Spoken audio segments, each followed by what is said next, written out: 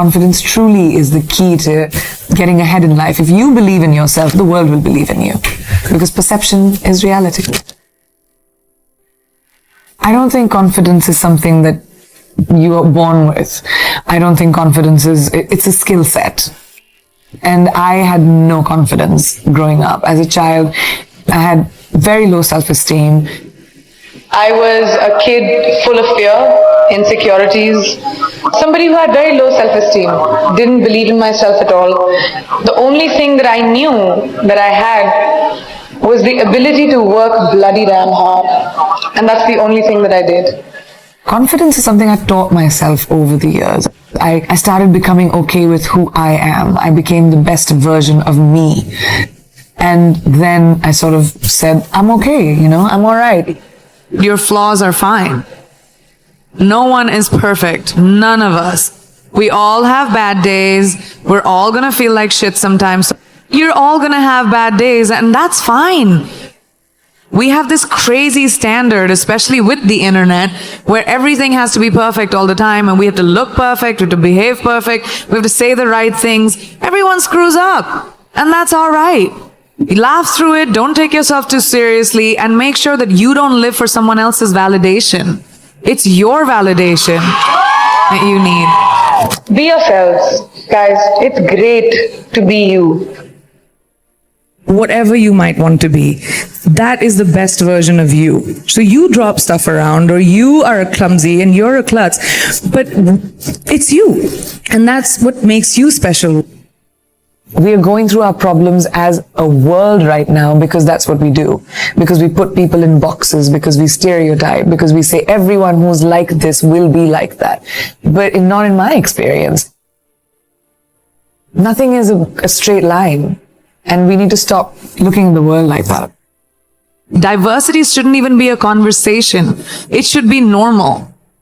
When we look around this room, there's not one kind of person. I don't even see one kind of person in one row. And that's our normal. We've forgotten that eventually we're all human.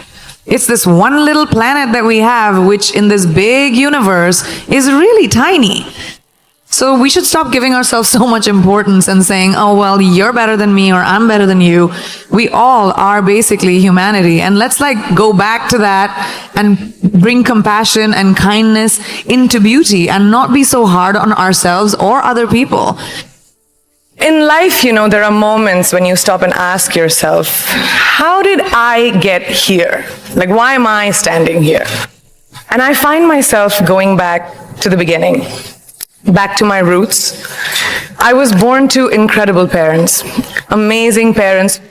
Both my parents were very progressive in their mindsets, especially coming from a country at that time, which India was, which was a little bit like this, a woman's life sort of ends when she gets married. Because after that, you can think about progressive families will tell you, you can achieve whatever, but your milestone is to get married. My mother still says, she's like, you'll get married the day you find someone who will appreciate how hard you have worked to get where you are, who will appreciate the sacrifices you made, and that's the man you will get married to. And if you don't, doesn't matter. We're in the world of science, can still have babies. And I was like, what kind of mom says that? But the idea was the philosophy behind it, that it didn't define me. And it's so important for us to be able to empower each other. In everyday life, we don't have to conquer the world. You don't have to be the only person who reaches space. You don't have to have crazy, wild ambitions. You just have to find your power and to say that, oh, I can do this too. I don't have to create this crazy opportunity for me to thrive. You can thrive in anything you choose. Just have to find that confidence within yourself. Life can never be safe. And if it's safe, it's not worth living. It really isn't. You have to take risks. Risks are so important in evolution. Playing it safe, you can have an existence, but you'll never be someone who's a trailblazer. The world is your oyster. If I, a girl from a small town like Bareilly, from an army officer's family, middle class background, can today be a movie star giving an inspirational speech to you, today be debuting in America as an international pop star. Can't any one of you do it? If I can do it, you can do it, right? The world is your oyster. Finding our own confidence. No one is going to give that to you. No one is going to tell you, here's an opportunity, go make something of yourself. You're going to do it for you. I just love growing. Like I said, I think growing is a very important thing. And when I was very young, I started working when I was 17 years old. You need to be responsible for your finances and be financially independent. And that kind of really stuck with me.